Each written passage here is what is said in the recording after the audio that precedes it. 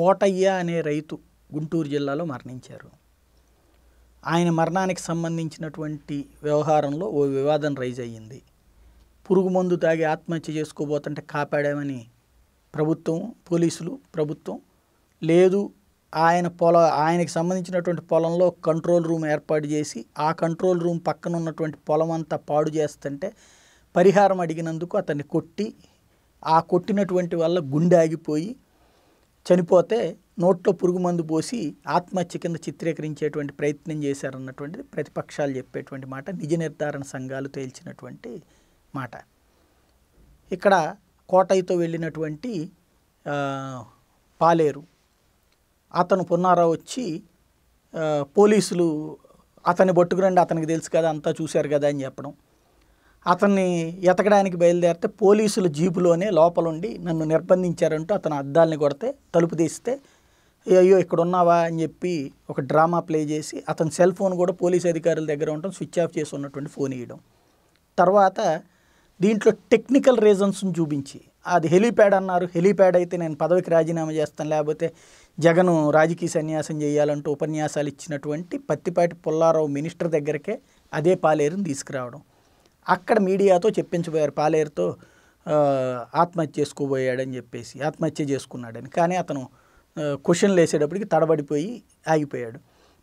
రెండవది ఆ తర్వాత అతని ఫోన్ ఏది అంటే నాకు ఫోన్ లేదని చెప్పి, అంటే పక్కన ఉన్నటువంటి జనాలందరూ ఆయనకి ఫోన్ లేదని చెప్పడం, పుల్లారావు వెనకాల వచ్చినటువంటి వాళ్ళు.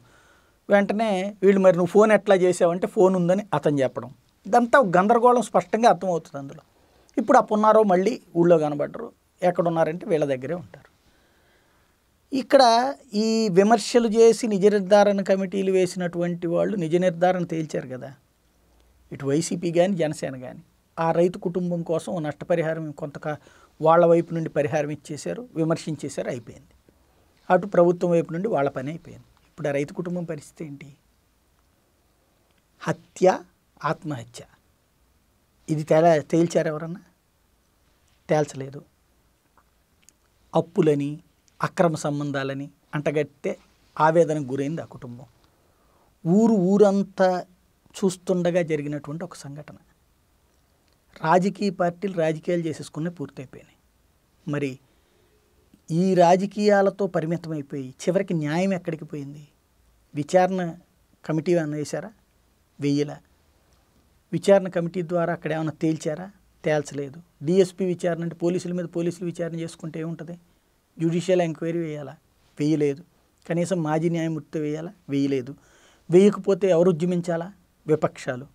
మేము చెప్పేశాం కదా, విమర్శించేశాం కదా, మా పని అయిపోయింది, వాళ్ళ దోవన వాళ్ళు కూర్చున్నారు. అంటే ప్రజల ప్రాణం అంటే ఇంత చీఫ్ అయిపోయింది ఆంధ్రప్రదేశ్లో. బ్రతుకుతున్నాం, మనుషుల్లాగా బ్రతుకుతున్నాం, మనుషుల లాగానే బ్రతుకుతున్నాం. మనుషులమైతే కాదు, హక్కులు ఉన్నాయని చెప్పుకుంటాం, అవి ఉన్నాయో లేదో ఎదుటి వాళ్ళ బెచ్చం మీద బ్రతుకుతున్నాం. రాజకీయ పార్టీల దయాదాక్షిణ్యాల మీద బ్రతుకుతున్నాం. వాళ్ళ రాజకీయాలకు ఒక పావులుగా మాత్రమే బ్రతుకుతున్నాం. ఇదే ప్రస్తుతం ప్రజాస్వామ్యంలో రాజకీయ పార్టీలు ఎక్కువైతే ఆ రాజకీయ పార్టీల వల్ల ప్రజలకి మరింత ప్రయోజనం చేకూరాలి. దరిద్రం ఏంటంటే ఆ ప్రజల ప్రాణాలు పోతున్న రాజకీయాలే మిగులుతున్నాయి, కానీ ఆ ప్రజలకి మాత్రం న్యాయం జరగట్లేదు. ఇది ప్రజాస్వామ్య పరిరక్షణ సందర్భం అనుకోవాలో, ప్రజాస్వామ్యం పేరుతో జరుగుతున్నటువంటి రాజకీయ హత్యలు అనుకోవాలో కాలమే నిర్ణయించాల్సింది.